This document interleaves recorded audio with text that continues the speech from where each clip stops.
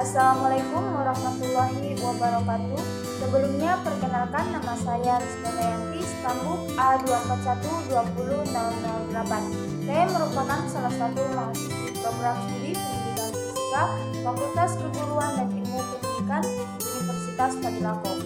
Pada kali ini saya akan menjelaskan mengenai tentang pendulum amplitudo besar yang merupakan tugas awal dari percobaan 8 Praktikum Mekanika. Nah, adapun tujuan dari percobaan ini yaitu yang pertama menyelidiki periode perpindahan sudut percepatan sudut dari pendulum pada amplitudo osilasi. Yang kedua yaitu menganalisis kurva perpindahan sudut percepatan sudut terhadap waktu. Yang ketiga, menyelidiki perbedaan dari gerak sinusoidal atau gerak peredam antara osilasi amplitudo besar dan amplitudo kecil. Yang keempat, menentukan besar periode dan amplitudo dengan sudut yang berbeda. Dan yang terakhir yaitu membandingkan antara osilasi amplitudo kecil dan besar. Adapun alat dan bahan yang digunakan pada percobaan ini yaitu yang pertama, pendulum bermassa yang berfungsi sebagai benda yang akan digunakan dalam percobaan ini. Yang kedua, katrol yang berfungsi untuk mengangkat beban. Nah, yang selanjutnya yang ketiga yaitu sensor gerak rotasi yang berfungsi untuk mendeteksi adanya gerakan rotasi.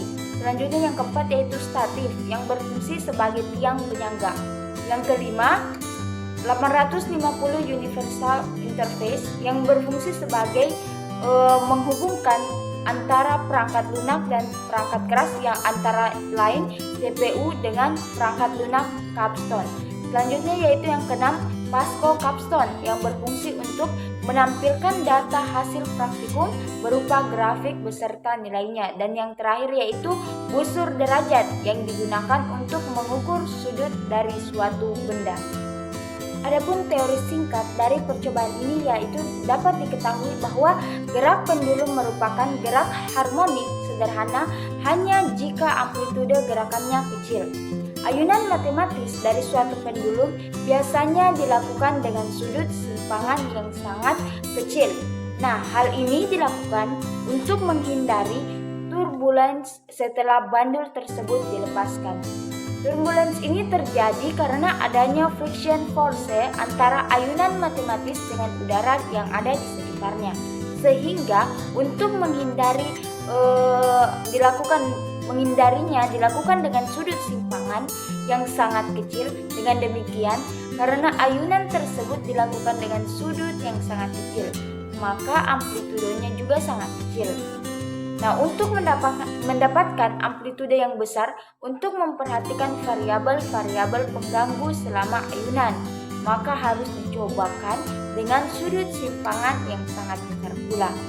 Nah, penerapan hukum 2 Newton tidak hanya berlaku pada gerak linear, tetapi juga akan menimbulkan gerak translasi, tapi dapat juga diberlakukan pada gerak melingkar yang akan menimbulkan gerak rotasi tersebut.